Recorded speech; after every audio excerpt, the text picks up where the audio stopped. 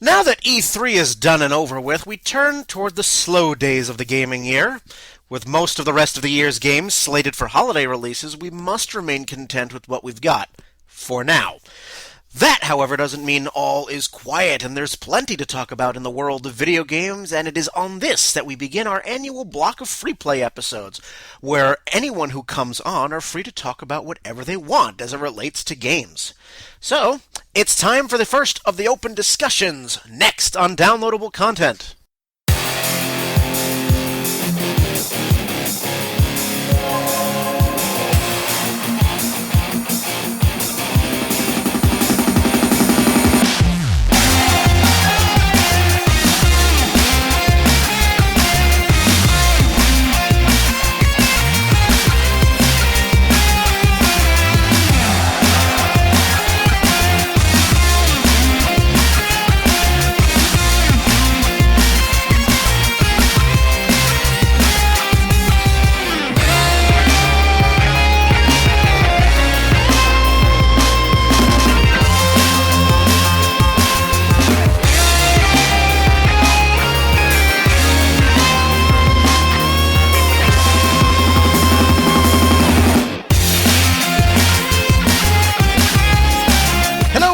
Welcome to Downloadable Content. I am Brian, and with me we have Ron. Hi, everyone. We have a Nick.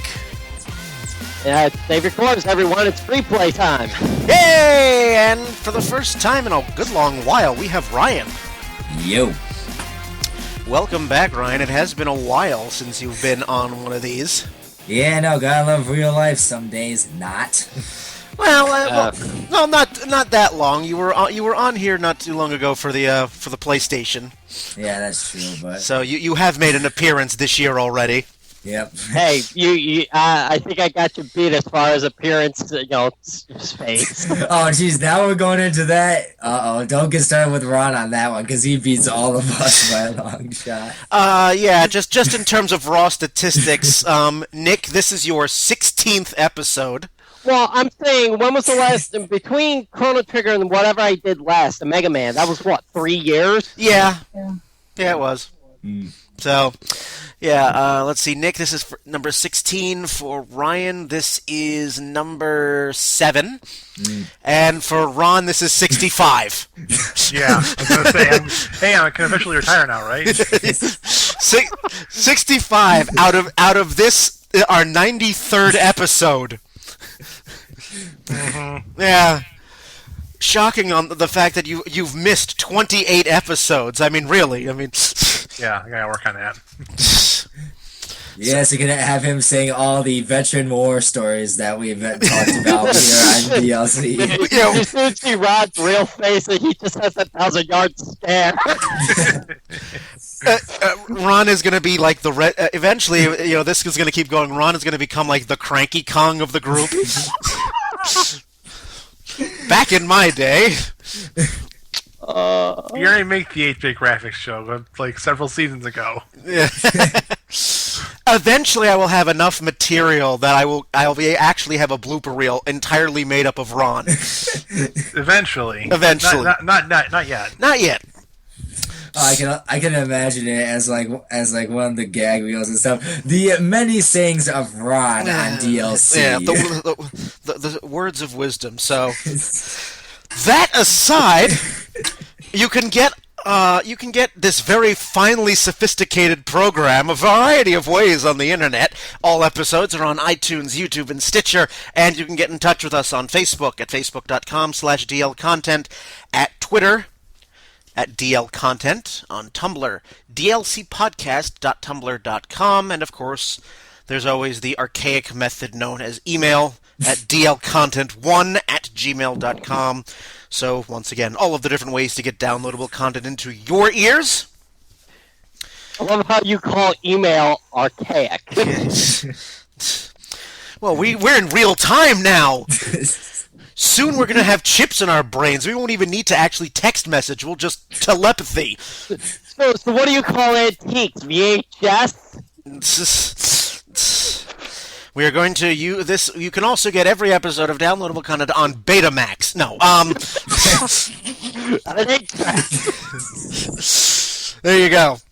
Oh, man. So, all right, well, strap in, everybody. This could be an interesting episode. So, yes, it is the first of our free play blocks. I usually do about 3 or 4 of these episodes a year if you are new to downloadable content.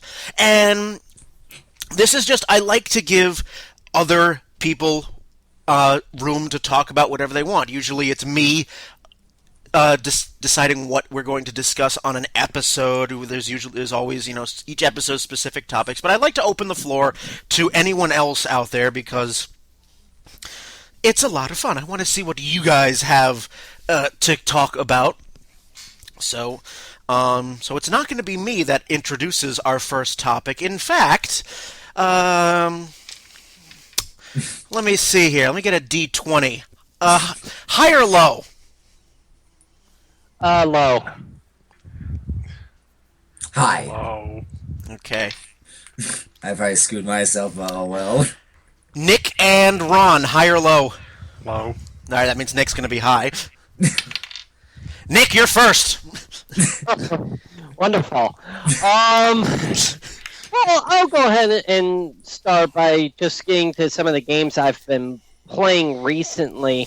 I decided to take on since we have hit the slow point in our gaming year, I've decided to tackle the mammoth pile that is my gaming backlog. But in the meantime, while I'm waiting for some of these new titles, I've also just taken some time to play some of the other games like Splatoon, which has been out for a little while now, and part of what I want to bring it up here is bringing new ideas to the table or putting a different spin on a traditional title, because Splatoon is 4v4 combat, but it's not about going after the other team members specifically, but it's about covering the turf in your own color ink. And it's been a wonderfully fun game. It's already just recently passed the 1 million sale mark. And for me, I always like these traditional games with a twist to them. It gives me a reason to play them other than just, it's Call of Duty again. Playing with the same, assault rifles, playing with the same shotguns. It offers, playing a game like Splatoon has been such a different experience of using like traditional, almost like paintball guns and paint rollers as weapons of combat rather than just using your traditional weaponry. I've really been enjoying this kind of different tone of gameplay where it's still team-based, squad-based combat, but it's not in the traditional sense. So, I don't know if anyone else had any other gaming examples of, games with a twist to them. Traditional games with a twist. So I'm just kind of opening up more not really so much as a topic, but more of a question. The question of? I guess, does anyone else have, anyone else that finds a game that is not in the, that is of a traditional game, but not that they've really enjoyed. Let me throw out another example here, like BioShock, a first-person shooter, but it has exploration elements in it, and upgrades to your weaponry. Actually, I do have one, but I'm gonna bring that up in my segment because there's actually a whole I don't know if you call it series of games and stuff. Well, yeah, I guess it technically is a series of games, but yeah, there is one that I have been playing that's been like that. But I'm gonna bring that up into mine. But I think there are a few games on PSN that are like that. I just can't remember which ones. Let's see here. I know that I have played games that combine different types of genres. I will use platformer, Battle Block Theater. It's not your standard platformer. I mean, it has all of the traditional platforming elements, However, there are things that you obtain, weaponry, tools, that give it a little bit of a sort of hack and slash vibe. And at the same time, it throws a pretty funny story at you all the while. The game is also being narrated to you. Kind of like what Bastion does. Well, let me rephrase that. Not so much narration as more like insulting. Yep. Okay. Like, if you die you die, you'll have the narrator just stop doing that. Or, you'll all the different things that he can say if you die, like, or good, now try gooder. Or try gooder. Or sometimes he'll pretend that he's wailing, like, oh my goodness gracious, Oh, interesting. And or if you find items within levels, for example, to purchase additional weapons and tools, you need to find balls of yarn, because all of the guards in this prison platformer that you're playing, they're all cat guards. And in order to gain weapons from them, you need to bribe them with balls of yarn. That's the currency. And it's like a sick version of Bubsy. Oh, yes, but much better. So much better than Bubsy. And you'll find a ball of yarn, and he'll invent this story. Yarn was invented by a man. Yarn was invented in 1864 by Stanley Yarn, but back then it wasn't called yarn. It was called cat string, and people used it to lure cats to their homes because meat was expensive. True story. The end. And shit like this. It's hilarious. I can think of another game that takes like the traditional battle sense and kind of tosses it out the window. This was on the Ouya for a long time. It just made its way to Steam. I've seen some gameplay of it, and I'm kind of interested in picking it up. Is Duck Game? Woo! Yeah, you're funny. But Duck Game is the traditional, 4-player free-for-all. There's weapons to pick up, but they have limited ammo, different ways to, kill your opponents, but it's played in like a sports-style game where your goal is to toss your rock to the end of the end zone to score and win the game. It has a dedicated quack button because that needed to happen because ducks. But if you have the time, just watch some of the trailers on the Steam library. It is completely ridiculous in every single aspect, but it maintains the traditional just free-for-all combat. But again, that twist of just make it as ridiculous as possible. And these are just really the kind of games I really like to play. I mean, I of course still enjoy playing Zelda, Mario, Castlevania, etc.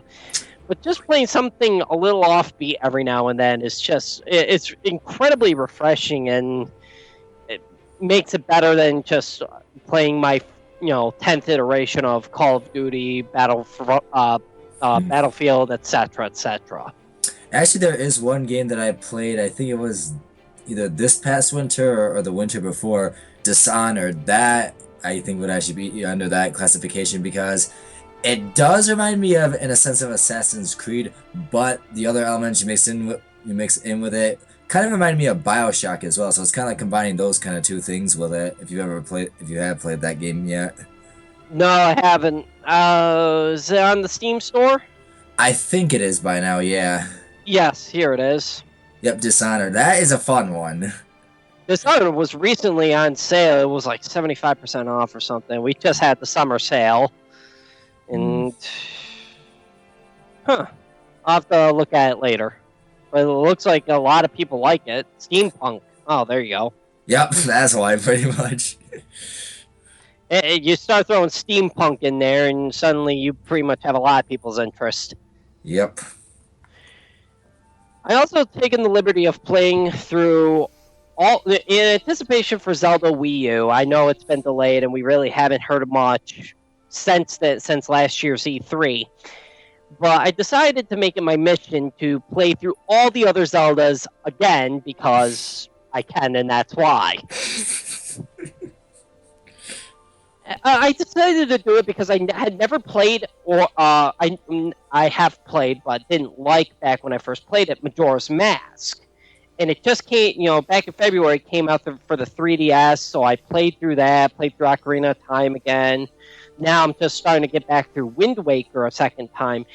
And I've realized how much my gaming tastes have changed over the years, because I used to think, and maybe this is just my imagination, I used to thought that I held Wind Waker in a much higher regard to the other Zeldas in years ago when it first came out. But now that I've had some time to kind of let it all sink in, I'm playing through Wind Waker again, and I'm starting to worry that don't think it's as good of a game as I once thought it was. Either that, or I'm just going back through Majora's Mask and Ocarina of Time and just going, well, these are better than I thought. But so far, I've done Zelda 1, Zelda 2, Link to the Past, Link Between Worlds, Majora's Mask, Ocarina of Time, and now I'm working on Link's Awakening and Majora's Mask, Wind Waker. And then next will be a Minish Cap. So I'm literally just going through the entire library. I have them all except for the CDIs, which, for obvious reasons. I wonder what Ganon's up to. Oy. Probably yet another failed takeover attempt of Hyrule.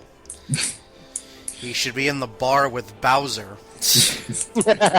Robotnik. No, like at least Nintendo does mix it up with the bosses from time to time instead of Ganon, it's someone else. Like if you played the 2DS ones, they at least switch it off. Yeah, but still. That's pretty much what I've just been up to. It's just been starting to tackle this massive backlog. And then by the time I finish that backlog, Mighty Number 9 will be out. Not Mega Man.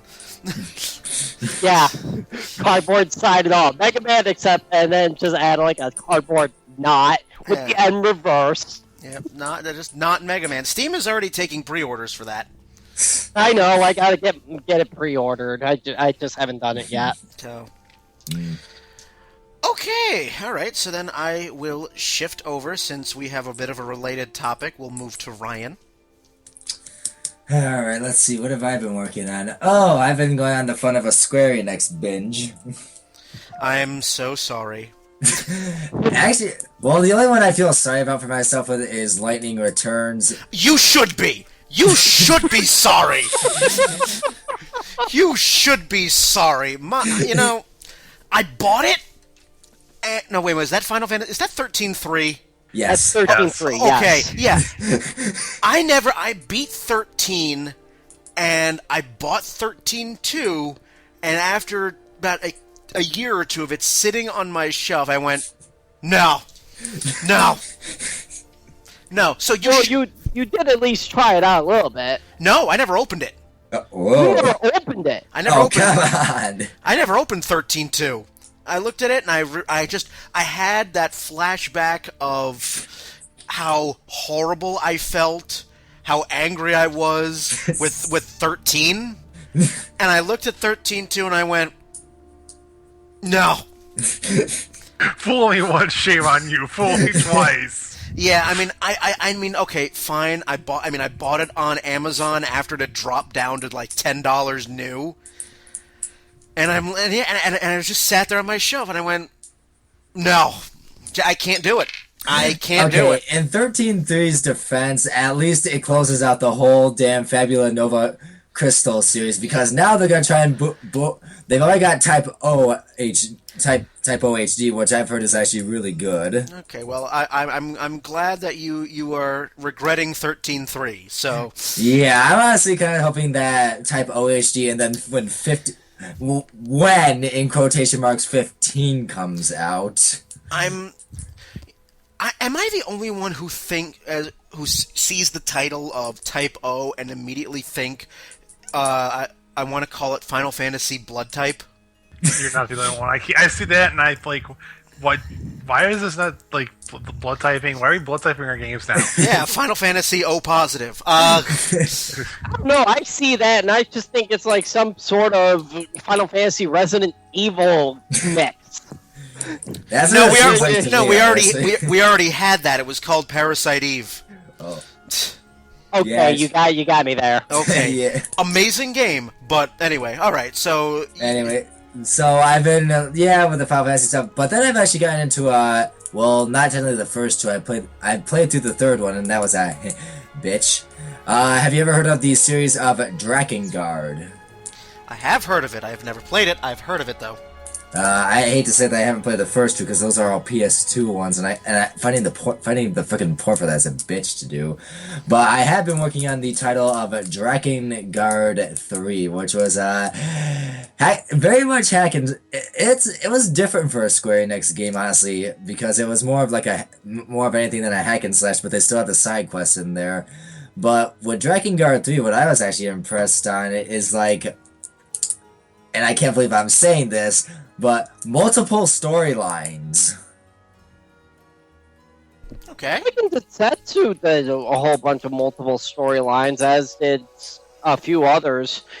That doesn't necessarily make anything a bad game or good game. It's just, depending on how you use it. Yeah, because the way that they end up doing it, and huge spoilers I have with Drakengard 3, it's basically like you're playing as a character Zero, and there were called intoners. That basically Zero is the homicidal sister of 5 intoners, and so it's basically a hack and slash through. Like I say, what there are. How many different lands are there? There's the land of the sea, forest, desert. The actual ruined city and crap like that. But apparently, technically, Drakengard 3 is supposedly a prequel, even though it's not a different storyline. But it's technically a prequel to the first Drakengard. So that's been an interesting game to go through and see how much of a pain in the ass it is to do it. And then I've been playing one people have called it the spiritual predecessor to Drakengard 3. The game is called Nier, which I've actually really enjoyed playing that game, because with Nier, what you're doing is basically it's kind of like the way it starts out is that you're in like a modern day kind of like, I think the year was 2049 for that. And then it goes, yes, right after you kill a bunch of enemies, you get vaulted 1,300 years into the future. Yes, so pretty much it's like civilization has regressed back towards the Middle Ages and stuff. The interesting part that I found out that you find out through it is you find out especially one of the characters, Kaine, you had to do a second. I'm only on technically the second playthrough for it because there are like 4 endings in total you can go through with this.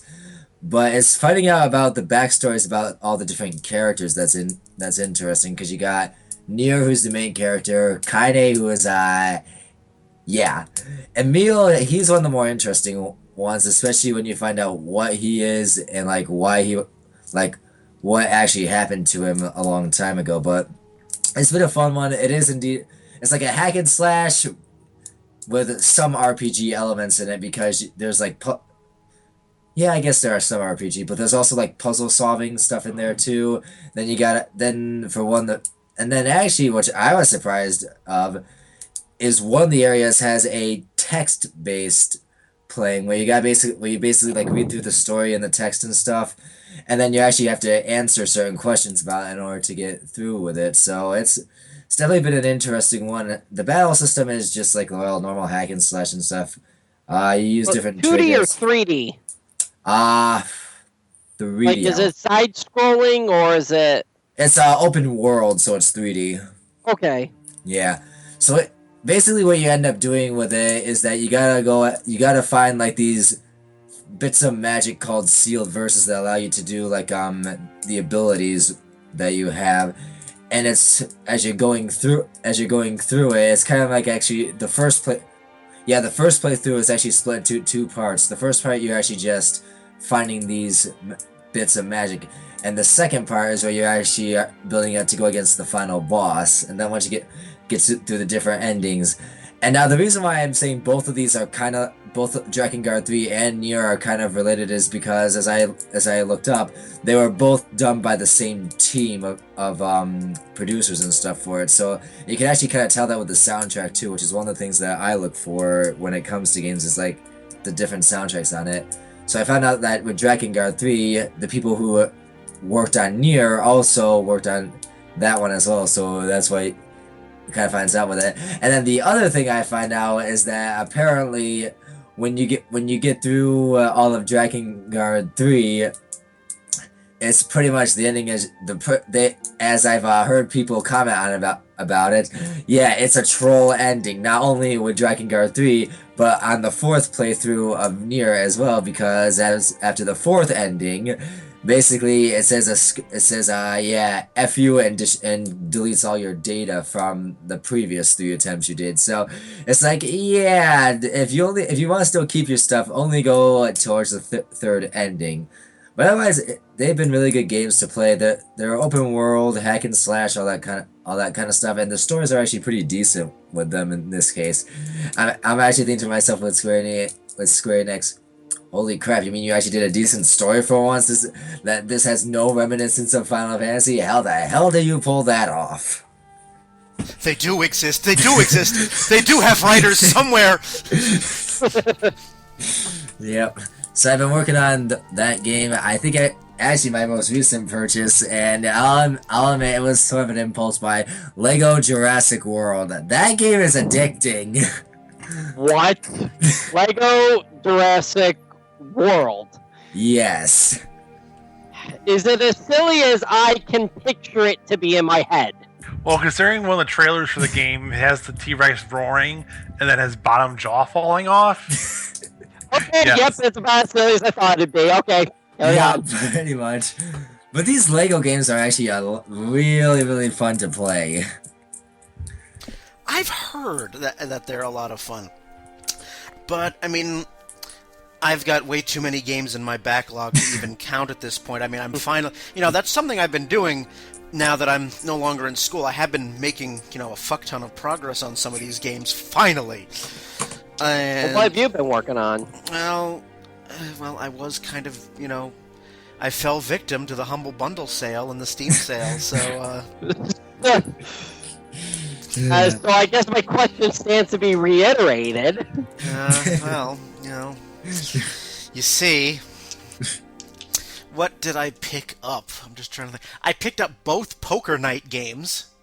Oh, fantastic titles. And I'm being a poker player myself, and I'm dying to go for a casino trip. That is, you're in for a treat for those. Oh, I mean, I love the fact that GLaDOS is the dealer in the second game. And, you're getting made fun of by Brock from the Venture Brothers, Claptrap, Ash from The Evil Dead, and Sam from Sam and Max. Yeah, that's Sam. Yeah, I had to think about that one. And, let's see, there's that. I picked up a bunch of indie titles. I picked up an RPG that I was told to get because it's amazing and it looks very good. Pier Solar and the Great Architects. I've picked up a couple of platforming games, Trine and Trine 2, which are very interesting platforming games in the fact that to get through each level requires actual physics. Oh wow! They're physics-based puzzles. I picked up a survival horror game that I saw at PAX called White Knight. Oh, I think I've heard of that one. Yeah, White Knight, was that for the PS3? Yes, White Knight Chronicles was for PS3. Not White Knight Chronicles. It's just called White Knight. Oh, I don't know then. Yeah, I guess I'm not familiar with that one. It is a survival horror game that it's entirely in black and white. Oh. Ooh, noir. Yes, set in the 1930s. Oh, that's actually even more interesting. So I saw that and I went, yeah. Why not? Why not? I haven't played a good survival horror game in Oh, I don't know how long. Ever since Parasite Eve, you were just talking about it. I beat Parasite Eve years ago. Trying to think of what else I picked up. I picked up Skyrim because one of my friends said, "Hey, Skyrim Legendary Edition is on Steam sale for $13," and I'm like, "Oh, fuck, damn it, damn it!" God damn it! There goes 50 hours of my life. Oh, 50? 19 generous. 50? I mean, if it depends, because I tried to play Skyrim, and I understand why people love it.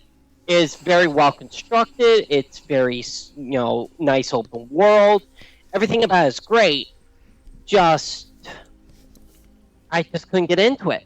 I've only put in a few hours. It's just I have no desire to finish it. And that's okay. I mean, and this is true for a number of friends I have who like RPGs, but they get daunted by the complete openness of Skyrim. It's after the intro quest. It's like, okay, now what do I do? Anything. Like, no, really, where do I go next? Anything.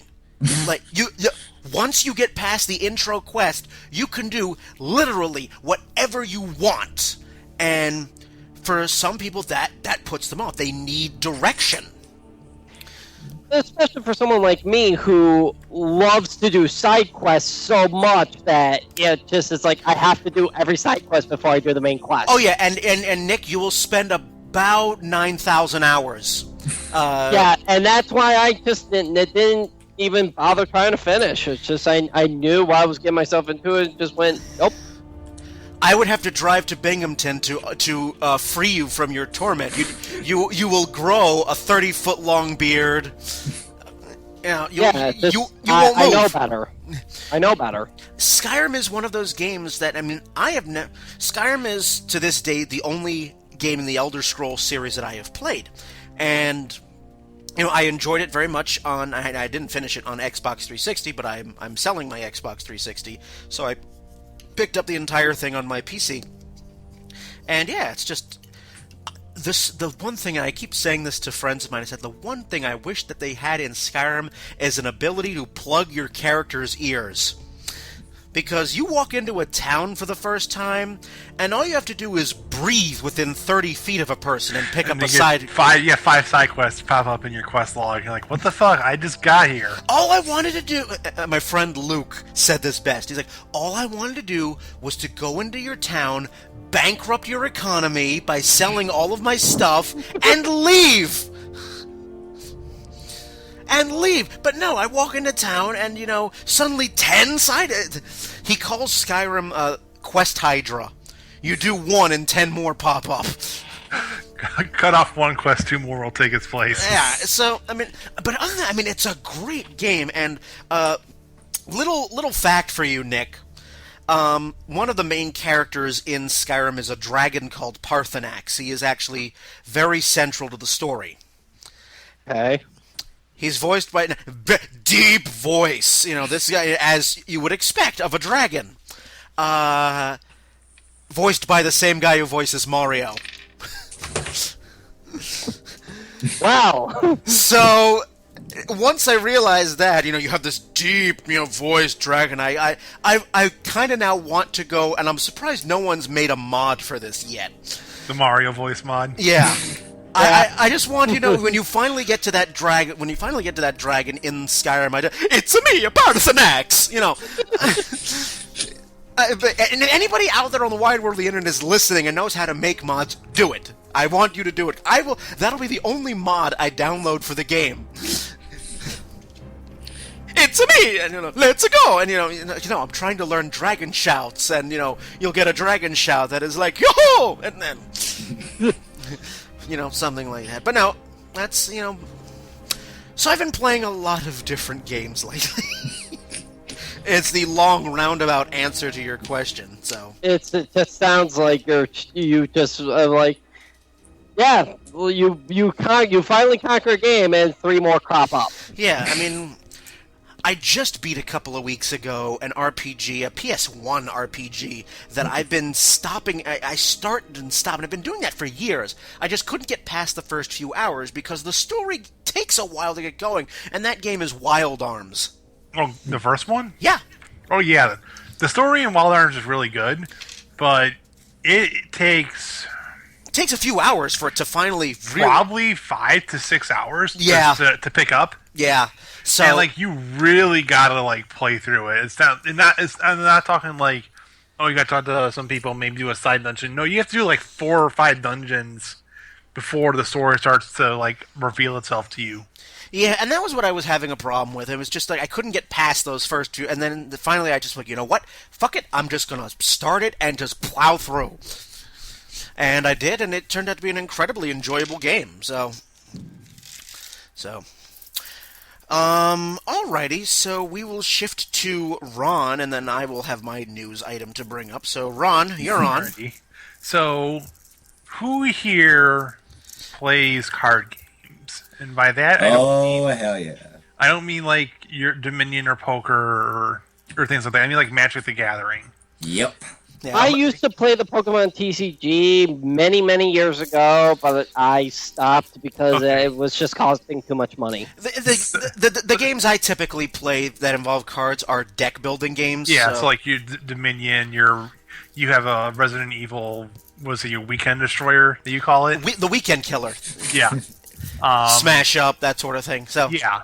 So you kind of know what I'm talking about. So you guys know what Hearthstone is, right? Yeah, I've heard of it. Alrighty. What are your guys' opinions on there now being an Elder Scrolls trading card game being made and a Star Wars trading card game being made? And by that I mean like literally Hearthstone clones, only take out the Warcraft stuff and put in StarCraft or put in Elder Scrolls. The Star Wars one doesn't surprise me because there is an actual TCG. Yes, there was an actual TCG for Star Wars. That one doesn't surprise me too much. But Elder Scrolls trying the same stunt is not at all surprising. It seems like it's something maybe not relatively easy to do, but obviously easy enough that Bethesda decided to go with it to try and make a quick buck. Yeah, I think that sentiment is echoed precisely. I'm reading a Kotaku article on this exact topic now, and the very first comment on the article is, I feel like these casual card games are clear indicators of when a game company just stops caring about their games and begins to focus on profit. Yeah. Yeah, and like, I feel like that's similar thing that happened with Nintendo are now releasing their games on mobile. Like that should have been a long time coming. That shouldn't be surprising, but like the fact that Nintendo is doing it now after they've rallied against mobile gaming for so long, like they gotta be pretty strapped for cash. Well, I'm not surprised on that, honestly, because apparently and Brian, you can correct me on this, but apparently E3 didn't go over very well for them, so they're kind of screwed when it comes to getting actual good games out, from what I've heard. Nintendo kind of, they basically, and we discussed Nintendo during the E3 episode. Basically, the overall sentiment over Nintendo's offerings was, eh. It's very eh. The other issue too is like we knew going in that Nintendo wasn't going to have a lot, but we didn't expect it to be this bare. Like almost everything they showed was already announced like a couple months ago during their previous Nintendo Direct, because they're doing like 4 or 5 of those every year now instead of it just being like E3 only.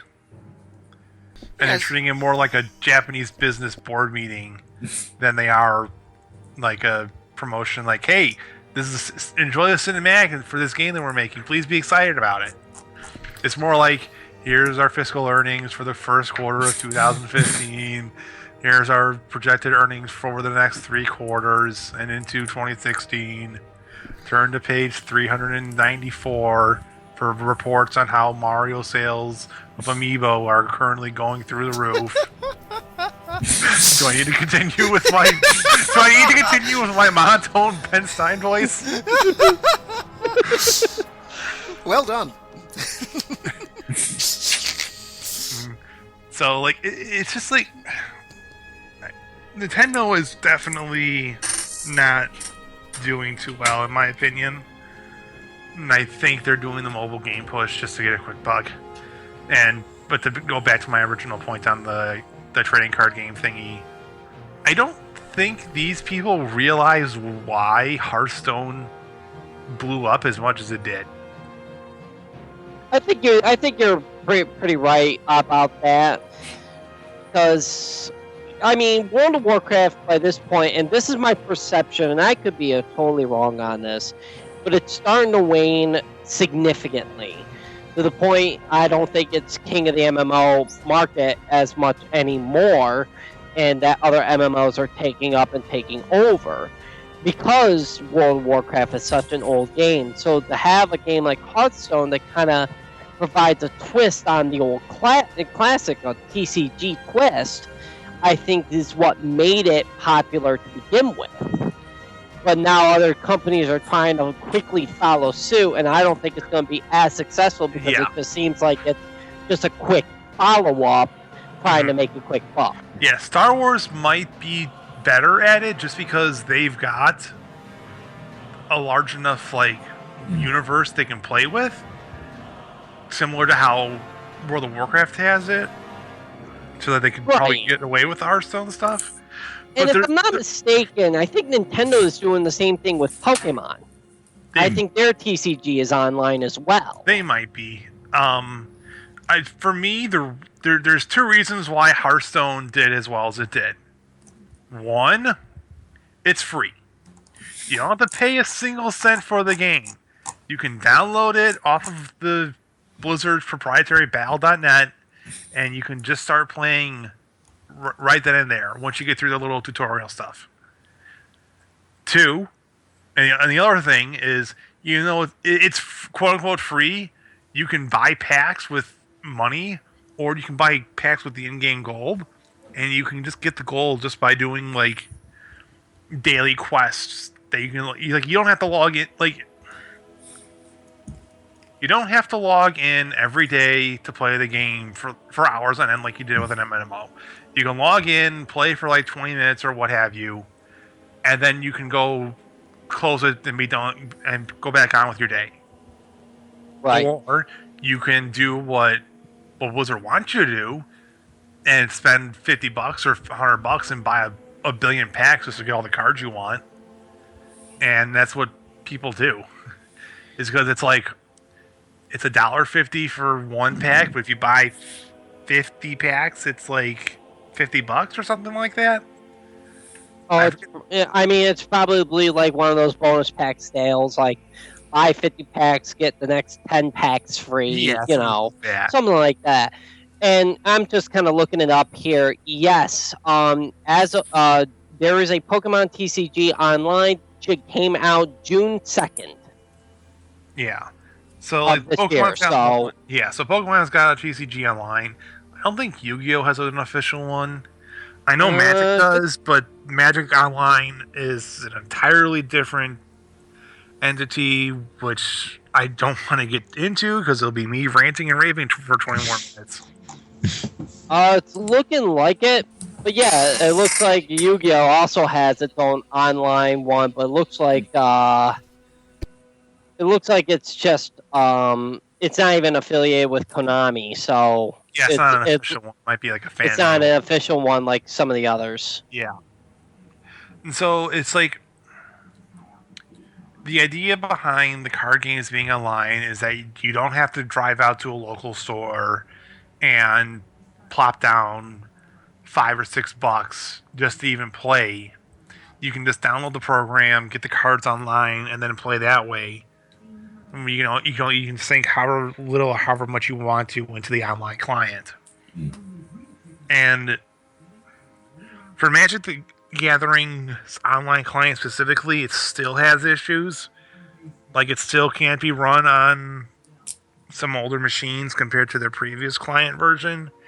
They're still working on improving that, and they're slowly getting there, but it's still not like something that someone with like an older computer could download and start playing right away, which is definitely like hindering that. Not to mention that the online marketplace is an abysmal thing to do, on whether you want to like try and buy cars from a bot program or not. But overall, would you? I mean, it sounds like you play Hearthstone quite a bit. Am I play correct? enough of it just because it gives that TCG fix for me, because I haven't been able to play Paper Magic in several months, and there's no way in hell I'm going to invest any money into Magic the Gathering online until they actually fix the damn thing. Right. So, would you? I guess my question then is that I've seen enough people play Hearthstone, and it sounds like you don't have to invest a dime if you don't want to. Yeah, I haven't spent a single cent on Hearthstone. And you would recommend it?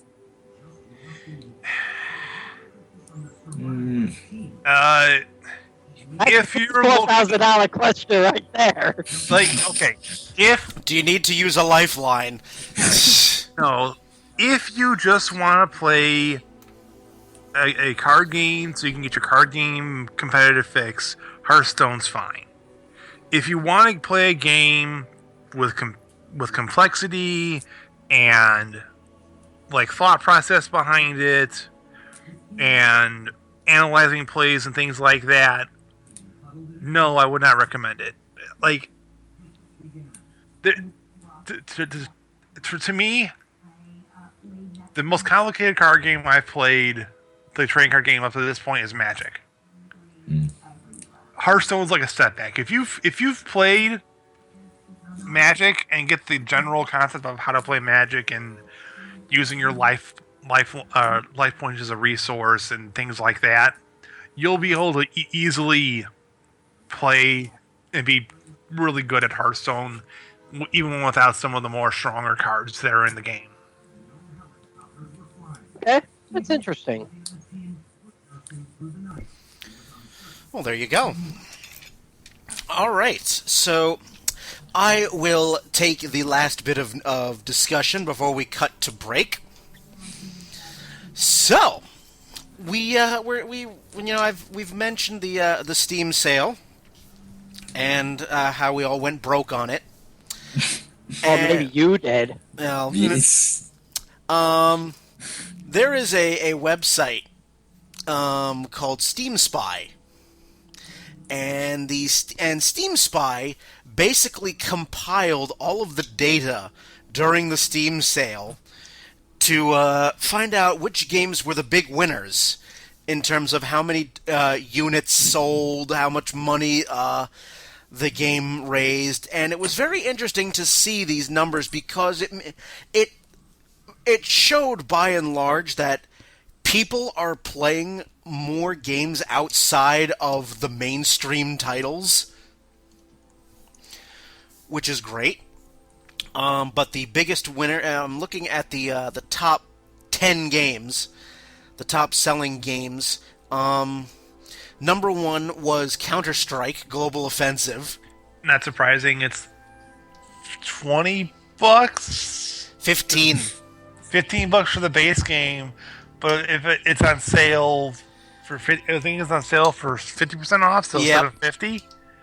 And that's another similar game. So like you can just buy the base game and be done with it, or you can buy what they call cases to get like skins for your guns and things like that.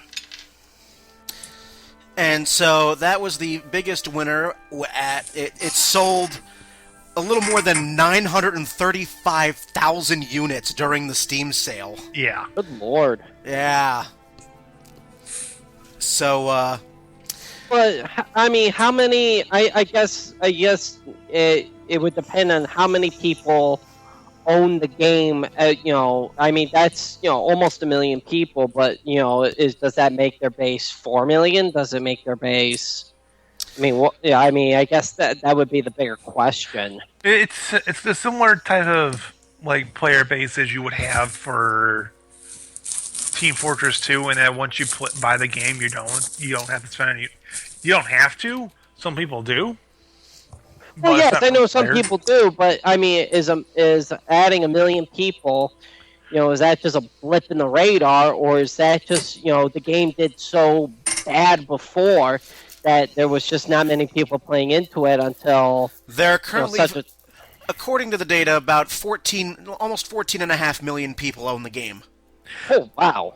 Yeah, well, okay, so the reason why CSGO is so popular right now is there's two, maybe three main reasons. One, it's showing support from Valve into a community that has long requested and long desired to have like an update to their game. Of course. Like from previous one was CS Source or CS 1.6. Yeah, so Counter-Strike Source was the previous big game before it. Yeah. And I know Global Offensive was like the next big sequel. But I know when my roommate picked it up because he was a big Counter-Strike player, played in the leagues, gotten like the mid-tournament levels. Yeah. He just was like, it's just not the same. Now that was when it first came out, and who knows what it is now. Yeah. The second reason is because of that tournament scene. That tournament scene, was, even though the game wasn't as popular back then, nowadays that tournament scene is very healthy and thriving because compared to your Call of Duties and your Battlefields, it's a very real. I don't want to say realistic, but it's a very team focused, team coordinated. Oh yeah, I mean it's like League of Legends. It's just one of those, I mean top prizes are like in the millions of dollars. So I mean even among a team's aspect, you split it 4 or 5 ways, you're still leaving with a good chunk of change. Yeah. Number 2 came in. It's a game in early access, although it should be probably at full access now. An indie game called Ark Survival Evolved. If you ever want to ride a dinosaur buck ass naked, this is the game for you. Yeah, basically. So Mario without clothes. Got it. Yeah.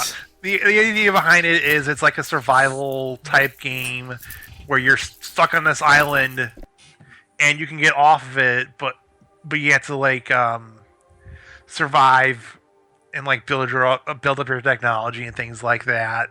It's like a mix of what is it?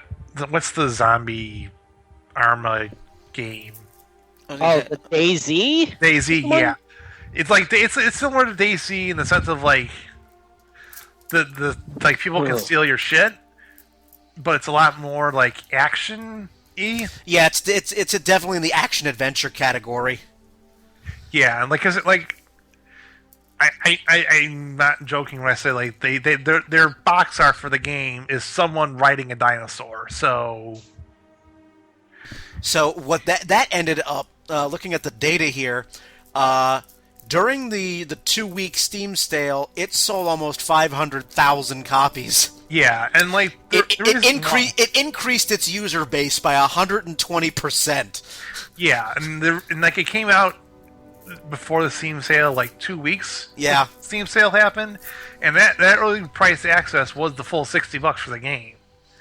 30. 30? Okay. It was a 30%. It's 30% normally, and it was being offered at a 17% discount. So about just under $25. Yeah. Yeah, $25 is not bad. I mean, for an indie game, that's a little high, but it sounds like it's a good enough game. I mean, if it sold 500,000 copies, it's obviously doing something right. It looks like the type of games, and since it's a survival game, it looks like it has a ton of playability. Yeah. And I'm also expecting a fair bit of modding to be available in the game once the game gets fully released. It's PC. I would not be surprised if there would be mods out the ass. Well, Brian, round out the top 5. I mean, what else is there? Okay, this was just how much. This was during the sale only. So I gave you number 1 and number 2. Number 3, and this surprised me. Castle Crashers. Oh. Really? Number 3 during the Steam sale was Castle Crashers. I mean, I have the 360 version of that, and I mean that's an old game. It's an old game. Now, normally it's $15, but it was on the Steam sale for 90% off. I was going to say, it was like 85 or 90% off. The game was dirt-ass cheap. That's probably why people bought it. A So buck, that makes it like a what? Buck 50? yeah, $149. That's how much. Wow. That's how much it was on sale for, and it sold just under 425,000 copies during this past Steam sale. Now, Castle Crashers, I will say, is an amazing game. It is. It was a ton of fun. And it still is, especially if you get it in on the multiplayer fun on Steam. So, What's number 4? number 4 was Left 4 Dead 2. Not... There's still people who are buying. I thought everyone owns Left 4 Dead 2 at this point. About 12.5 million people do now. It sold just a hair under 400,000 copies during the sale. And I'll say the price must have been like 75% off? it was 80% off, so $4. Yeah. And number 5 was called How to Survive. Never heard of it. That's an indie game, I'm guessing? Well, this goes back to a point that a number of people made, is that these Steam sales are amazing for indie developers. Because that means people are playing games that are beyond the AAA. Which is great. It is an indie game. It was developed by EKO Software. And this game originally came out as a PS3 title in 2013. Alright, so what was the price? What's the original price and what was the... Normal price is $15. This was on sale for 95% off, so 75 cents. What? Okay. So for people, that's people are obviously going to pick that up for $1 if they even are somewhat interested. They're just going to pick it up for the sake of picking it up for 75 cents. Most people can snort 75 cents. It's Yeah. most people can fart out 75 cents, and I'm pretty sure I got 75 cents on the couch cushion somewhere. yeah. I got 10 quarters to my left, and I'm shuffling them like poker chips right now. I can part with 3 Yeah. and get this game. Well, not anymore. It's back up. Its Steam sale's over, so it's back up to its $15. So Right. Yeah, wait 6 months. It'll be in the winter sale. yeah. Oh yeah, Christmas sale. That's my cold blood, because that's when all my bonus money from work comes in. It's like, how can I burn you? I mean, just taking a look at some of the other big winners. I'm just now looking at the top 20 total. Let's see. Battle Block Theater is 11. Battle Block Theater is 11. BioShock 1 is 20. It is number 20 on the list. Well, when you get BioShock for $4, that's I'm curious, Brian, Yep. if your list shows it. Where did RPG Maker show up at? Oh, hold on. Because Ooh, that's what I'm RP going to talk about in the second half. RPG Maker, hang on. Let's see. I know I'm gonna have to do RPG Maker.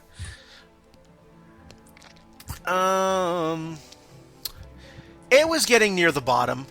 Really? Really? Well, okay, RPG Maker VX Ace. Yeah. Because, okay, it sold during the Steam sale just under 15,000 copies. That's not many. Well, here's the thing.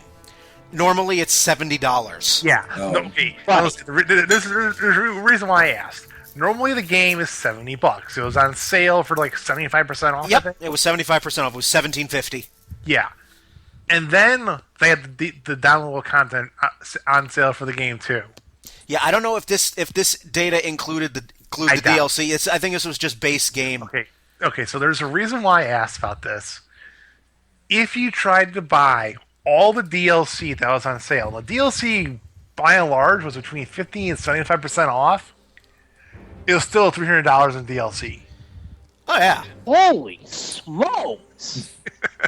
If you try, but I think if you look right now, there will be an option there for you to buy all the DLC for RPG Maker VX Ace, and it should be pretty damn close to $1,000. Yeah, the Steam, this chart that I'm looking at, it only lists the games that sold above 5,000 copies. Yeah. And so, out of all the games on Steam, there were only a little more than 1,000 games that broke the 5,000 threshold. But just impressive stuff all around. It was just a lot of good games people were buying. I mean, even games that have been around for several years. I mean, Super Meat Boy, which I won't touch because I'll break something. I will. Is someone a little salty? I will. I like platformers, but I don't like platformers that will cause me to break shit out of sheer anger. Someone's salty. Someone's a little salty. Yeah. Actually, I have to wonder if there is one game that, which it wouldn't surprise me if it was up there. The game, if you've ever heard of it, because one of the guys I follow on YouTube, his name is Markiplier. The game Five Nights at Freddy's. Oh, Five Nights at Freddy's was definitely up there. Five Nights at Freddy's 1 and 3 specifically broke the 5,000 threshold. Five Nights at Freddy's sold a little over 25,000 during the sale. Five Nights at Freddy's 3 sold just under 12,000. Wow. And I've heard some hilarious things about those games, so... It's just a giant pile of nope for me. My heart cannot take jump scares. I will, so we don't drag on for years, I will send you the link to where you can take a look at all of the raw data from this past sale. So, yeah. So Steam, very, very good for developers. Very, very good for developers overall. It's just, and again, it cannot be stressed enough that for any developer, particularly indie developers, Steam is a wonderful thing. So, all right, so we've gone around once in this first half of our free play. On the second half, it's the second verse, same as the first. We will go around with another slate of topics we want to air out there. So you'll have some music, and we'll kick back with a tall glass of, I don't know, whatever the hell you want. You're listening to the first free play episode of Season 5, right here on Downloadable Content. We'll be back.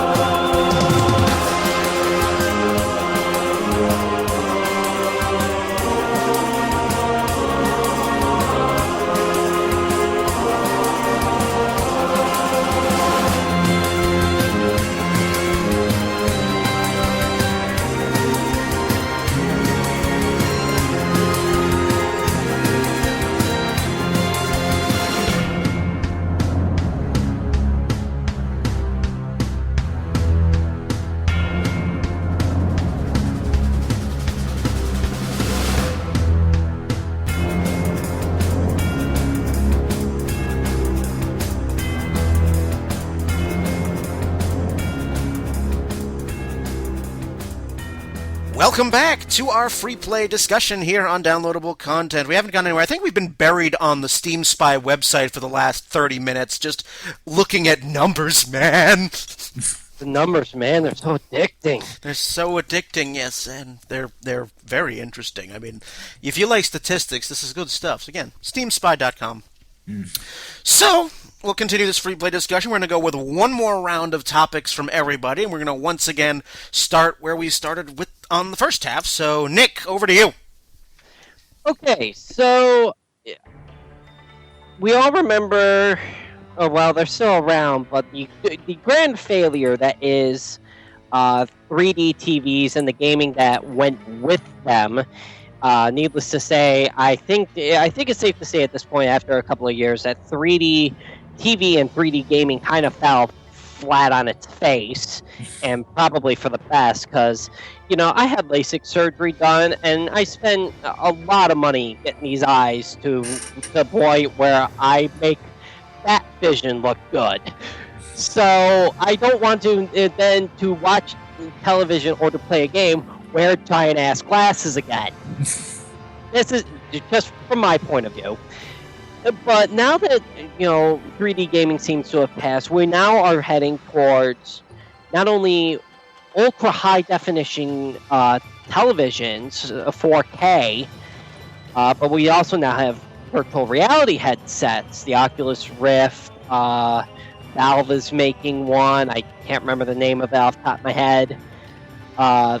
But do you think with Ultra HD, you know, televisions finally coming down in price and virtual reality headsets just around the corner, the viability is my question here. Gaming will soon follow for 4K Ultra HD gaming, and obviously for virtual reality.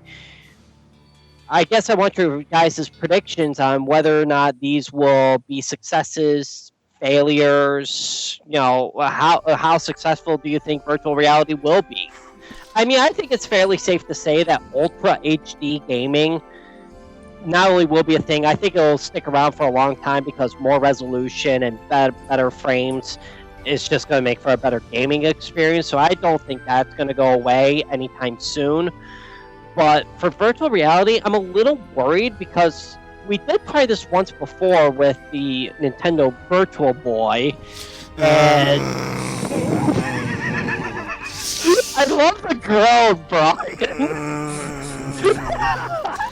Red, and everything's red, and all red, and the headache red, and But it burned your retinas a little. Go on. But I worry because when I do game, especially when I game with others, you know, we all like to sit in one, we all sit around one screen. You really can't do that with virtual reality. You all need a different headset. I really don't see virtual reality really taking off. I personally think it would be just a fad, but I don't know. What do you guys think? I'm actually inclined to agree with you. I mean, we saw the meteoric drop off the cliff that the Wii did. You know, once that popularity with the Wii got saturated, it just fell off the fucking cliff. And I don't think that this is likely to change. I thought, 3D gaming was a fad, and I think this is going to be the same way. Let me clarify that. I think with people of our age, our generation, I think it's a lost cause. Maybe if you start with younger generations, maybe you'll get some traction there. But for now, no. I mean, we are all too used to video games being a leisurely activity where you sit on your ass for days on end and ignoring sleep, bathrooms, and spouses in some cases, to have a wonderful experience. Video games are a sedentary experience that are incredibly enjoyable, and I think that for at least our generation, I think that's it. Yes, I mean, I don't mind games better resolution. That's fine. Get shiny graphics, fine. but wearing headsets, I don't think so. I think you might get some who enjoy it, but I don't think it's going to take widely. That's just my opinion. I think you'll be slightly more successful than the 3D TVs because the immersion factor is better. Because instead of it being like the Virtual Boy and how fucking horrible that was, oh my god, the headaches I got after playing that thing for a couple hours are some of the worst I've ever had. But comparatively speaking, if they can get the latency down to like almost nothing and have it be that no matter how fast you move your head or how quick you turn around with it, the there's no like blurring or tearing or artifacting on the screen.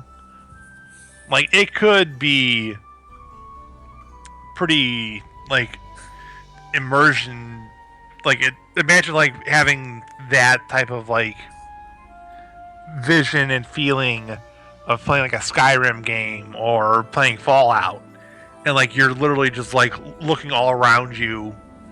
Instead of you looking at the TV screen to see what's going on around you, like you just look, and like your entire vision is filled of like the irradiated wasteland. I think for me, it's not just that virtual reality is starting to become more of a thing. It's who owns it. I mean, I'm okay with Valve developing a virtual reality headset. When Oculus Rift got bought up by Facebook, it's just like that killed any interest I had with it, because you know exactly what Facebook's going to use it for. Farmville. Yeah, like the fact that Oculus Rift is owned by Facebook is really disheartening. Now, unless this means that Facebook is somehow going to try and figure out a way to get into the console or PC gaming experience, and by that I mean actual games and not fucking Farmville. Like, maybe getting a notification every single time is yeah. Like, I agree. Like the Project Morpheus and the what's the Microsoft one called? I don't know. Like Microsoft showed off their VR glasses at E3 with Minecraft, and like that's kind of cool. Like, it's not so much virtual reality as it is augmented reality, but it's still kind of cool. So if they can like do that, I think I'd be a little more optimistic. Like, imagine like you're being a DM for a Dungeons and Dragons game, and you're able to like move the virtual pieces around on the fly, and or better yet, have if you're able to connect online with 4 other individuals, have them be the players, being able to see their own environment around them, while you as the DM can get like an overview of placing monsters and crabs in a dungeon layout. Wow, that's actually like a really good idea. I would definitely invest in that. Yeah, well, to go along with that, there is a game being made called Sword Coast Legends, I think. I forget the exact name of the game, but it's basically going to be like D&D 5th edition, where you can have players playing the game, and then you have the DM being able to like change things on the fly, and like there's some pre-programmed adventures you can have the players be playing, but you can also have it be like your own custom gaming and your own custom maps and things like that, with using the tile set that they provide you. Right. I know that that's coming out soon. I don't remember what the exact name of the game is, though. How many people are going to use the Oculus Rift for porn? I mean, let's be honest. It's, I didn't want. At this point, that's a given. That need to be mentioned because everyone knew that was going to happen eventually. Well, I'm bringing up the subjects that no one will discuss. not that we I didn't mean, want it's hard to have a discussion about something that we all know is going to happen. It's just a matter of time. Yeah, it's not a question of if, Brian. It's a question of when. When, yeah. It's like the holodecks on Star Trek. You never see people walking in them, using them as, as like hollow brothels. Anyway. Anyway, I digress. Remember, Pete. Remember, Internet. This is a very fine, sophisticated program. So, just so you know, Just tied it to the back of a horse carriage and just drag it along. yeah, basically, absolutely. So, I do. I think, Nick, it's just going to be, a fad, but I could be wrong. Compared to the 3D TV, which I thought was like 5% chance of succeeding, I'm giving the VR augmented reality stuff like a 25% chance. I thought you were going to say 6. No. I think the potential is there, and it's more, I don't want to say easier to access, but the technological limitations are definitely not as advanced as they were 15, 20 years ago. Right. And I mean, I definitely, I think virtual reality does have a chance to succeed in some limited capacity. I don't think it's going to be the norm. I think Ultra HD TVs will be that norm eventually. Give it, another generation or so. But virtual reality, I mean, if used properly, if used correctly, can be a nice accessory, but I don't see it being a staple. Well, we'll certainly find out. So, alrighty then, let us move on once again. Let's go to Ryan. Alright, for the second half, I'm actually going to bring up one of the few things that most games that I've played actually have in it, and that is Unreal Engine. What about the Unreal Engine? So I guess apparently they got, I'm not sure like how it goes, but I guess they got, reading on here, Unreal Engine 4, I guess is the one that they got coming out. And from what it looks like, I know it's game development stuff, and from, I guess what I'm reading on here, it works for indie, pro, student, all that kind of stuff. And the next thing I'm reading on here, going back a little bit to what Nick said, they're even gonna try doing virtual reality with Unreal Engine. My whole question with that is, do you think Unreal Engine is really gonna end up like meeting up to the standards that most of us gamers have? Because I know they've used it for the games that I played, BioShock, Dishonored, all those ones. They've used the Unreal Engine for. I know Andrews told me that Unreal Engine seems like it's kind of showing its age, so I'm wondering if they're going to be able to make good improvements to it, or if you guys think that it's going to stay that way. Well, I mean, Unreal Engine 4, which is the current one, it's been around since 2012, and the most recent release came just a few days ago, actually. And, I mean, we're used to seeing games being played on the Unreal Engine, and I've had no issues with it. I think, I don't think it's necessarily showing its age, but I still think that the whole virtual reality thing is still, a ways to go. I think we might get an Unreal Engine 5 before that happens. Well, keep in mind that Unreal Engine 3 came out 2004, I want to say, yeah? Yeah, 2004.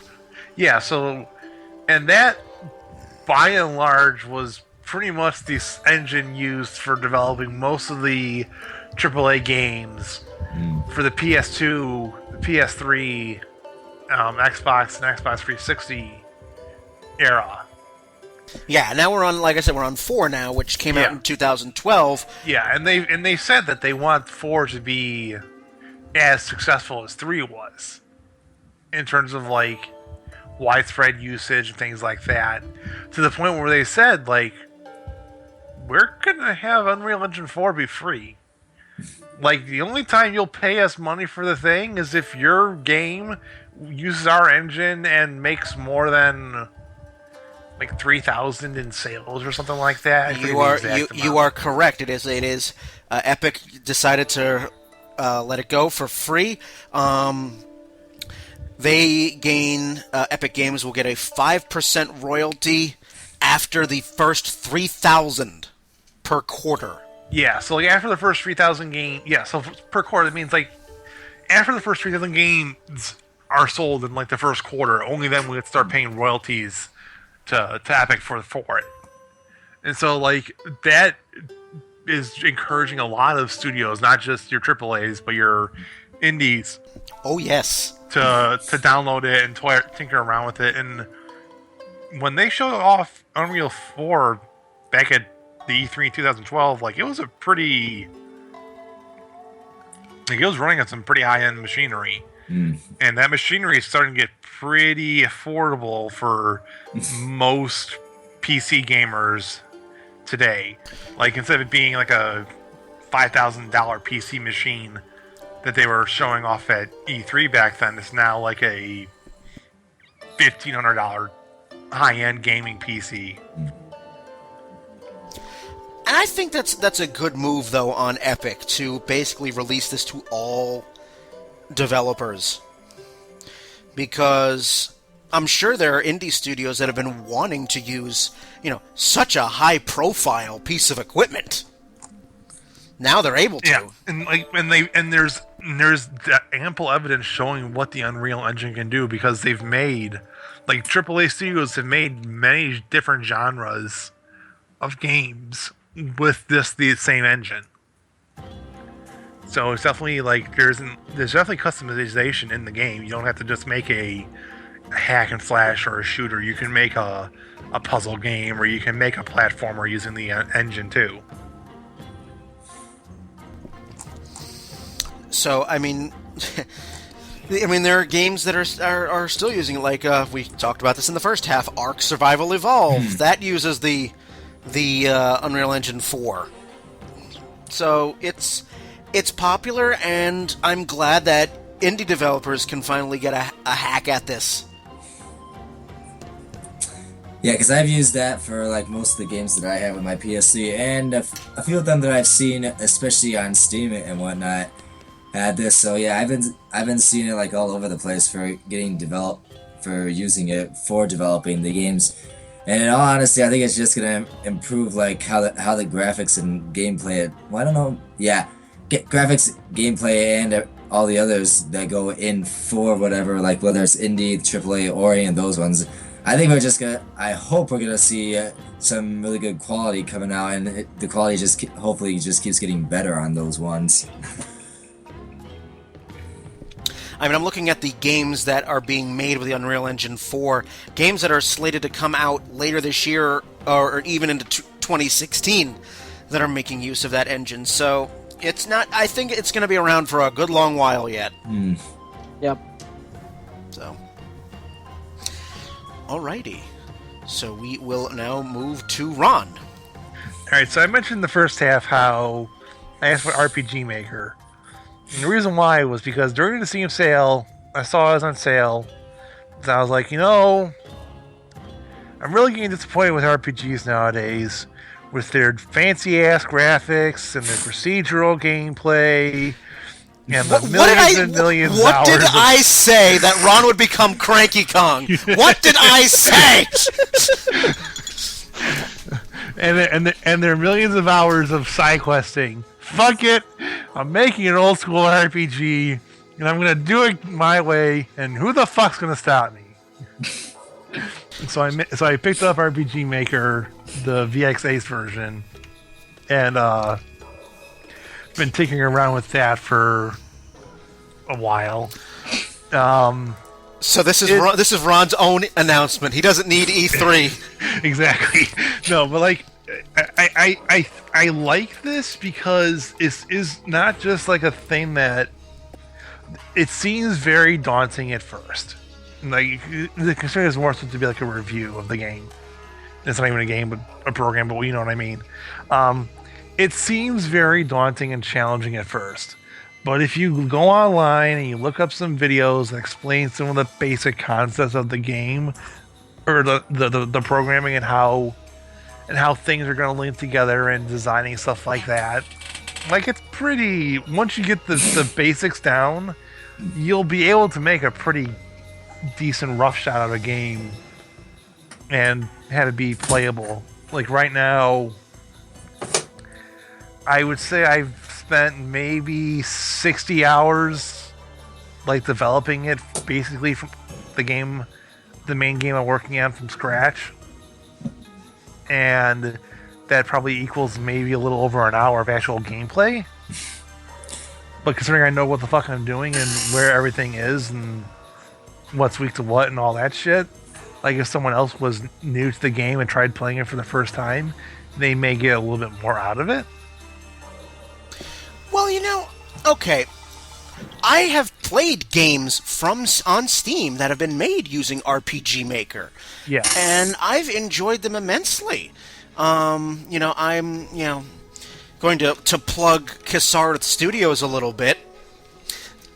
Chronicles of a Dark Lord Episode 1 and 2 have been made using, components with RPG Maker. And, the Millennium series of JRPGs that I'm currently playing uses RPG Maker. And you can use RPG Maker to excellent effect. Yeah. So it can be done, so I wish you luck. Yeah. Like, I guess I have a quick question regarding RPG Maker. All right. Is everything...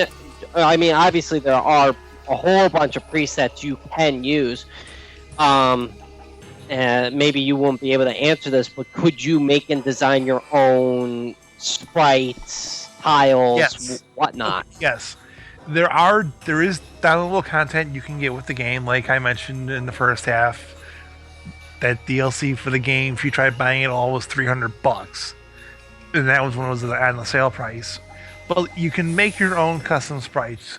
There is a system in place in the game if you wanted to create your own character. In terms of like with like a brand new game, like a game with like the initial starting character is whoever you make it to be. Right.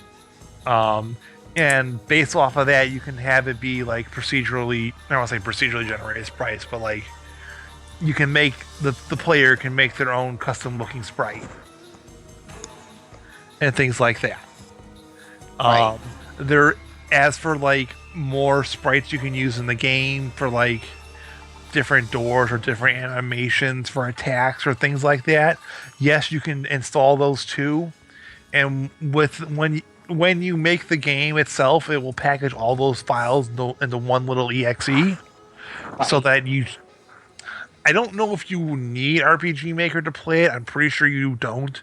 The only benefit you would have to owning RPG Maker is that you'd be able to see how the game was made, basically. Okay. Yeah, I mean, if you buy a game on Steam, Nick, that was made with RPG Maker, you do not need RPG Maker on your computer to play the game.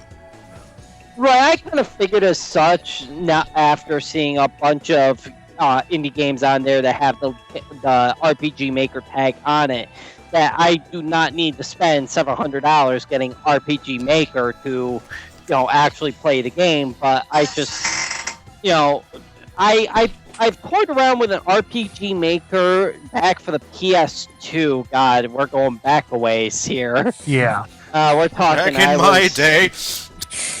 When I was your age. But it was all presets. And there was no, the customization was very limited. Now, obviously, fast forward to 2015, I'm sure there's a lot more options at this point, but especially for, people who want to make the game feel as though it's their own, good to hear that is, in fact, an option. Mm-hmm. And like you can design, like they have base tile sets for sprites for like monsters and players and things like that, but you can adjust those, like the hue and saturation on them using the in-game settings. You can adjust the tone of the music that they give you along with the volume level of it, so that, like, for example, they give you a set of 7 different like sounds and like music tracks for a dungeon. But by adjusting the pitch and like the volume of the dungeon, you can like say for like dungeon track 2 is like a kind of sounds like a the Magitech research facility from Final Fantasy VI. Okay. But if you adjust the pitch of it, you can have it be like really like creepy clowny music, or it can be really low like booming like metal on metal sounds. Which is cool. I mean, it's good to hear that as we've moved forward, that there are more customization options. There are more there are more ways to tweak things, even slightly, to have it be your own. In fact, as far as audio is going, you know, I'm assuming you could probably design your own music tracks if you really wanted to. I don't know if you can design your own music tracks, but I know you can add your own soundtrack or music effects to the game, just like you could. I think that's it. I think that's what it is, because there's a game coming out for the Wii U. It was on Steam. Let me just see if I can pull it up, because my roommate was just telling me about it, because he knows some people that worked on the game itself. Let's see. It should only take me a minute. Freedom Planet. It's on Steam, and it's just coming out for the Nintendo eShop. Kind of like a Sonic knockoff, basically. Alrighty. And I know a lot of it was custom designed music that was then imported to the game. Now, I'm not sure if RPG Maker, I don't think RPG Maker was used, because this is more of an action game. But, I'm thinking of it along the same lines of, if you import that in, then you can use it. Yeah. But you can also just take the presets and, as you said, just tweak it, here and there to get the effect you want. It's kind of like what the original Dragon Warrior did. Every time you went down a floor, they took it down just, they changed the pitch, just by an octave or so to give it kind of a deeper, darker sound every time you went down a floor. Yeah. That's really cool. I wish you all the best. Yeah, I'm like, as I envision it, I'm maybe 20% on the way through the story itself. So in theory, for me to make the game fully, it'd be like 300 hours of work for 5 hours of gameplay. Oh yeah, I mean, there's a lot on the back end. I mean, just from me beta testing games for Kisarth Studios, there's a lot that goes on. There's a lot of stuff that goes on, so... But I wish you luck. So, I will happily play that game when you finally get it all said and done. Yeah. So... Alright, so we will move to me then to close this out. Okay. Well, what do you got, Brian? What do I got? We do occasionally like to bash Nintendo. Occasionally, okay. We like to, because they deserve it. We talked a little bit in the first half about how Nintendo's reluctance to do anything outside of itself.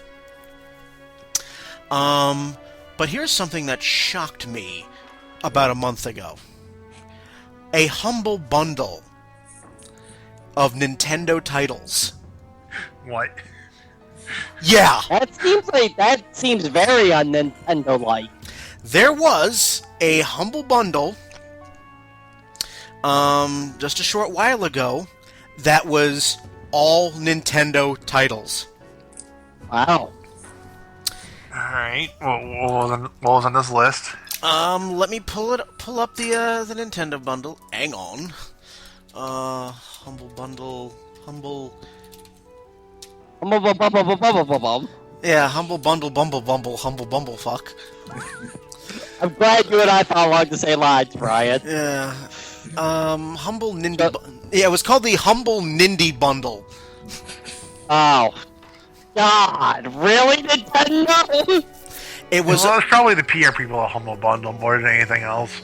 It was. Let's see if the link is still active. All right, so Guacamelee. Okay, Guacamole. Say guacamole. Guacamole Super Turbo Championship Edition.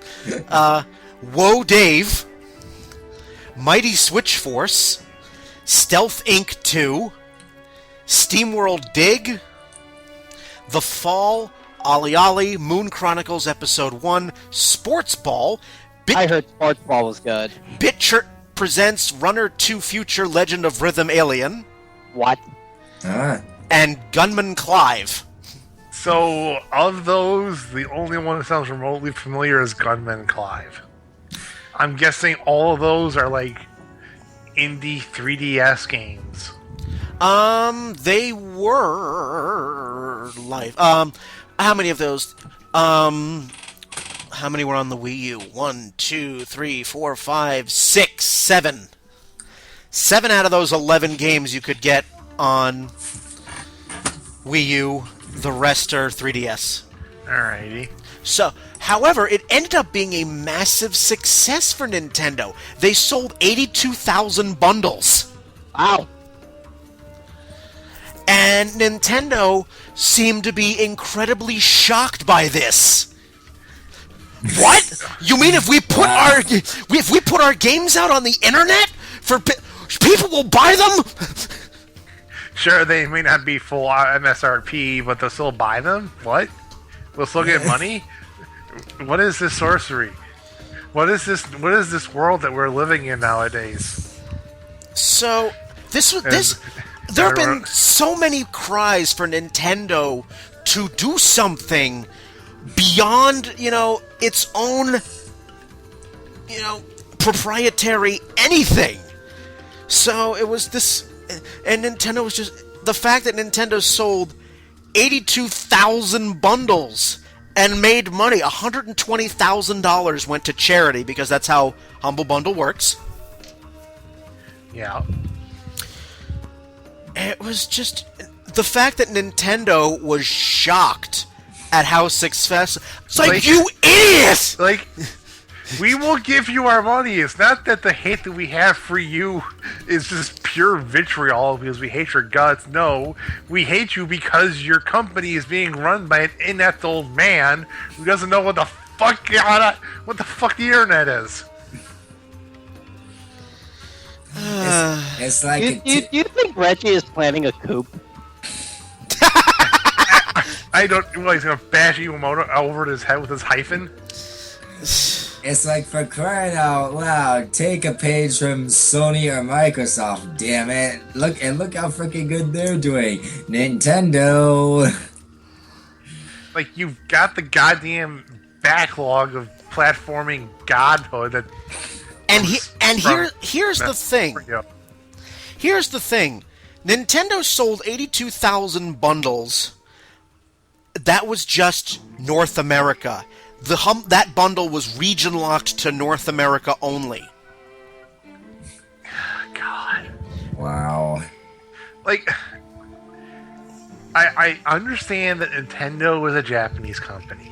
I understand that they have to answer almost solely to Japanese shareholders and the Japanese community as a whole.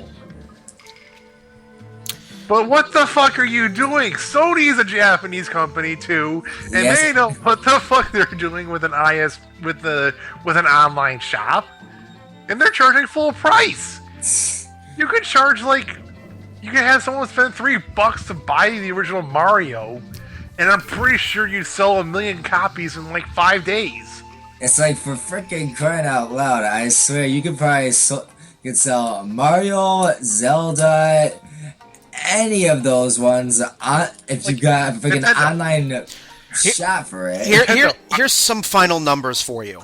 There were 11 games in that bundle, and have all of you purchased games from Humble Bundle before? Yeah. No. Okay, well then for Nick and Ryan, I will explain it to you. The Humble Bundle is usually, and there's a new bundle each week. This is separate from the Humble Bundle store, which is basically the same sort of massive repository that Steam is. The Humble Bundle, it's usually between a total of maybe 9 to 15 games, and each bundle is usually a theme.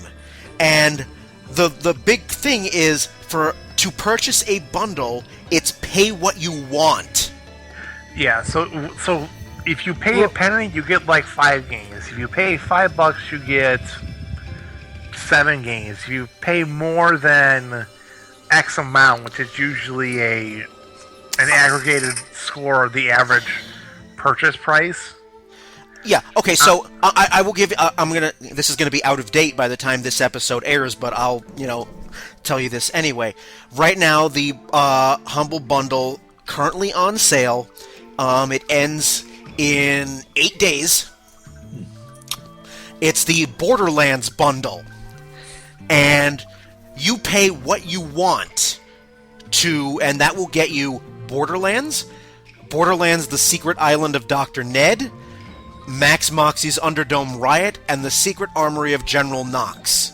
So pretty much all Borderlands 1 and all the DLC for it, and you could pay whatever you want. Literally a penny. You could pay a penny. It's whatever you want. Yeah. You pay literally a penny and get for Borderlands 1 and all its DLC. Now, if you pay more than what the average price is at the time, right now, if you pay more than the average of $6.71, you will pick up Borderlands 2 and all of that DLC. And if you pay more than $15, you get more Borderlands DLC. You probably get Borderlands the pre-sequel. Is it in there or no? The pre-sequel, it's part of that second wave. Yeah. So you get Borderlands 2, Borderlands 2 DLC, and the Borderlands pre-sequel, which is the newest one. Yeah. So for $7 you get 3 games and all the DLC related to it.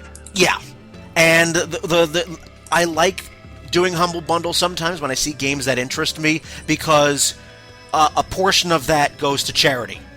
Yeah, and a portion of your bundle, no matter how much you decide to pay, because it's again pay what you want, goes to charity, and you can decide how much you could. Usually, it's like 10% goes to charity, but you could choose to give more than that. Yeah, you can choose how much goes to charity, how much goes to this game studio. Up to a certain percentage, I think. Yeah. But now imagine that Nintendo did this with its actual library. So imagine, for example, Nintendo did a retro bundle of Super Mario Lost Worlds, Super Mario 3, Metroid 1, and Zelda 1. And then if you spend more than $5, you get Zelda 2, Super Mario World, and Super Metroid. And if you spend more than $10, you get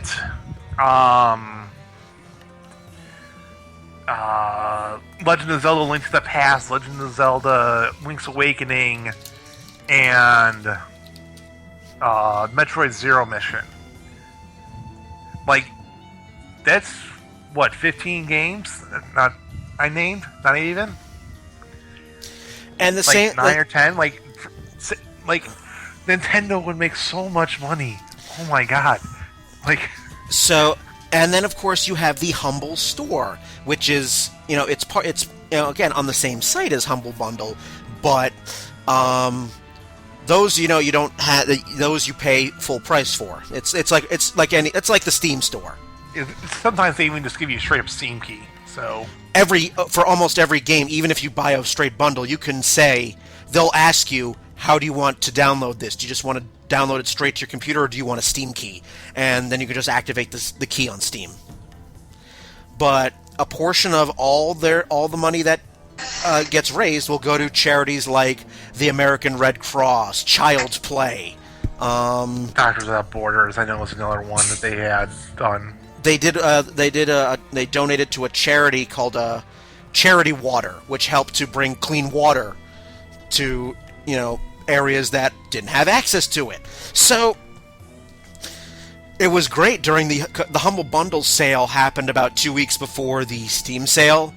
in which again I looked at games and I'm like, take all my money.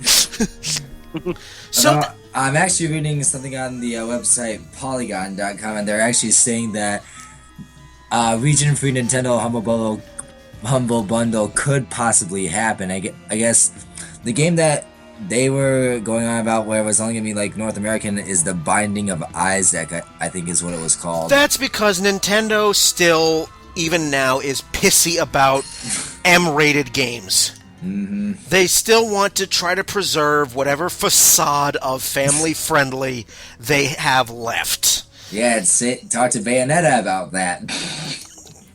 You know, so some final numbers. The average price that was paid during the Nintendo Humble Bundle, and again, this was only restricted to North America because for some reason Nintendo decided we need to region lock this.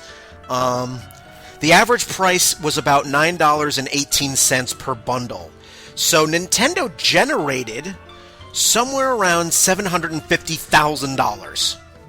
Wow. With, again, a portion of that going to charity. So Still, 750,000. I mean, imagine there's a 20% cut. and again, that bundle was up for about 2 weeks. So, still, Nintendo, for the love of fuck, people want to give you money. And you know, you people, and this is why I get pissed off at Nintendo, because we want to throw money at them, but they make it so fucking hard to do it. There are times when I'm shocked that they're not fucking bankrupt. But I mean, it's like, as Ron said, I mean, it's you know, that old-fashioned Japanese business model. My goodness. So that's what I wanted to bring up. But yes, so the fact that Nintendo was just totally shocked by how well their bundle did, I'm just like, oh dear God. Nintendo, do you know what the 21st century is? Given how their internet match systems go for some games, like Splatoon, they probably are still a little clueless. Although I did hear a lot of, so far, just a lot of positives about Splatoon. Oh, Splatoon is a wonderful game, don't get me wrong. Just sometimes, I mean, lack of microphone, lack of custom teams, lack of... Like gameplay lobby designs that have been around since 2003. Yeah. It's just, there are some gripes about the online play, but overall, it's a wonderful game. It's just, some things that just make you go, Nintendo, we've moved past this like 2 generations ago. Come on. Yeah. Come with the times. So if Nintendo is considering doing another Humble Bundle, please! I mean, put games in it. My ears, but that's cool. Yeah, that's, you know, they'll heal. You know, put games in it that people might actually want to play, like Shovel Knight. But that's just me. Wow, that's not at all desperate. I didn't hear any desperation in that. No, I actually own Shovel Knight, but the fact that and this was another thing that, you know, Nintendo was shockingly surprised over. In the first month, because Shovel Knight came out on everything, in the first, I don't know what the sales numbers are now, but in the first month of its release, 60% of the sales for Shovel Knight was on Nintendo systems. So, you know, Nintendo, there is the Nintendo. We have what's called the internet. It's, you know, it's not just up there. I mean, it's up there in a million pieces. It's not this nebulous piece of voodoo. Use it. I mean, I fine. You don't want to see Mario on a Microsoft platform. I get it. Fine, but we want to give you money. We want to give you money. Stop making it hard. This whole idea of a business model just like, you're not supposed to make it so difficult for us to throw money at you. Okay, I'm done. Rant That's all out of your over. system, Brian? Yeah, I'm good for now. Rant over.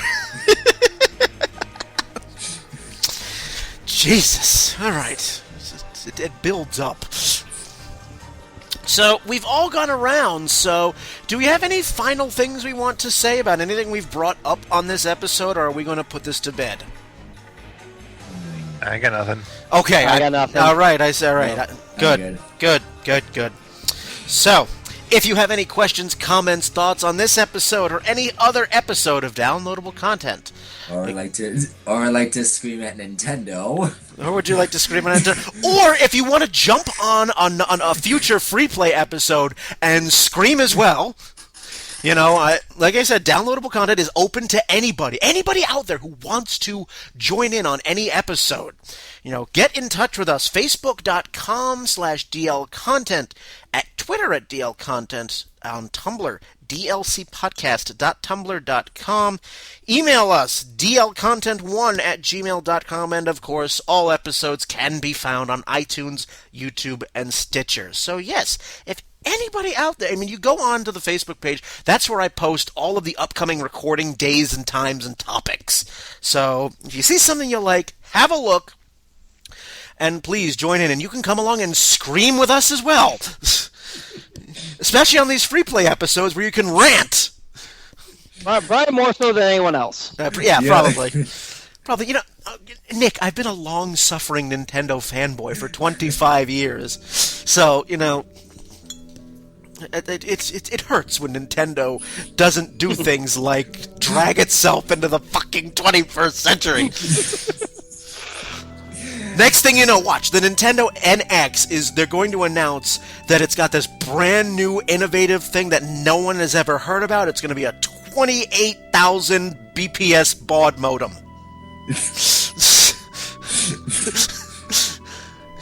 With the National 56K modem as an extra option for you. That's the deluxe version. That's the deluxe version. All right. All it remains for me to do is to thank Ron, Ryan, and Nick for being on this free play. So, with that said, I'm Brian. Have a good one, everybody. Fucking Nintendo. Fucking thing. Why? Why? We wanted to give you our money.